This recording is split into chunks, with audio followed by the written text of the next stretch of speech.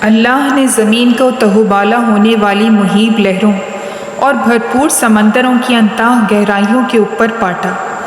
جہاں موجیں موجوں سے ٹکرا کر تھپیڑے کھاتی تھیں اور لہریں لہروں کو دھکیل کر گونج اٹھتی تھیں اور اس طرح پھبن دے رہی تھیں جس طرح مستی و ہیجان کے عالم میں نر اونٹ۔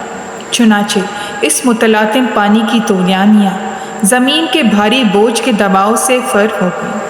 اور جب اس نے اپنا سینہ اس پر ٹیک کر اسے روندا تو سارا جوش و خروش ٹھنڈا پڑ گیا،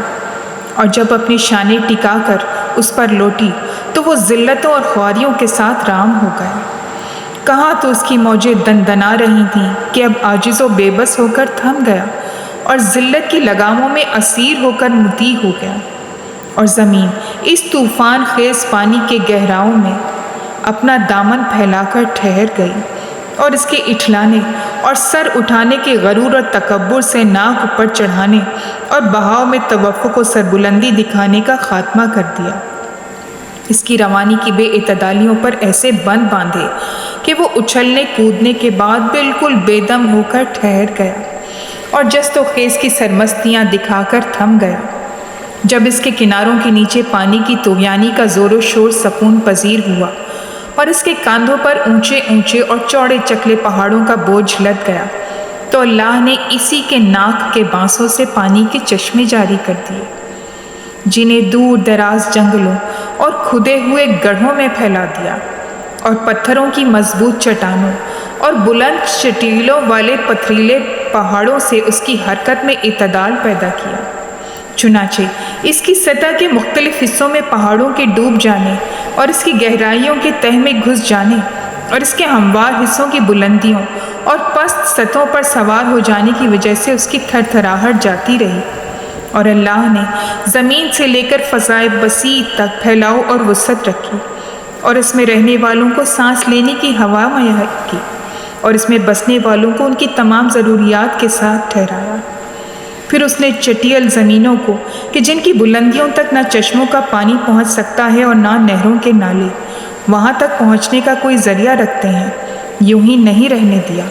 بلکہ ان کے لیے ہوا پر اٹھنے والی گھٹائیں پیدا کی جو مردہ زمین میں زندگی کی لہریں دوڑا دیتی ہیں اور اس سے گھاس پات اگاتی ہیں۔ اس نے ابر کی بکھری ہوئی چمکیلی ٹکڑیوں اور پراگندہ بدلیوں کو ایک جا کر کے ابر محیط بنایا، اور جس اس کے اندر پانی کے ذخیرے حرکت میں آ گئے اور اس کے کناروں میں بجلیاں تڑپنے لگیں اور برق کی چمک سفید ابر کی تہوں اور گھنے بادلوں کے اندر مسلسل جاری رہی، تو اللہ نے انہیں موسلا دھار برسنے کے لیے بھیج دیا، اس طرح کہ اس کے پانی سے بھرے ہوئے بوجھل ٹکڑے زمین پر منڈلا رہے تھے، اور جنوبی ہوائیں انہیں مسل مسل کر برسنے والے می کی بوندیں اور ایک دم ٹوٹ پڑنے والی بارش کے جھالے برسا رہی تھیں۔ جب بادلوں نے اپنا سینہ ہاتھ پیروں سمیت زمین پر ٹیک دیا اور پانی کا سارا لدا لدایا بوجھ اس پر پھینک دیا، تو اللہ نے افتادہ زمینوں سے سرسبز کھیتیاں اگائیں اور خشک پہاڑوں پر ہرا بھرا سبزہ پھیلا دیا۔ زمین بھی اپنے مرغزاروں کے بناؤ سنگھار سے خوش ہو کر جھومنے لگی، اور ان شگوفوں کی اوڑھنیوں سے جو اسے اڑا دی گئی تھیں اور ان شگفتہ و شاداب کلیوں کے زیوروں سے جو اسے پہنا دیے گئے تھے اترانے لگی۔ اللہ نے ان چیزوں کو لوگوں کی زندگی کا وسیلہ اور چوپاؤں کا رزق قرار دیا۔ اللہم صلی علی محمد و آل محمد وعجل فرجہ۔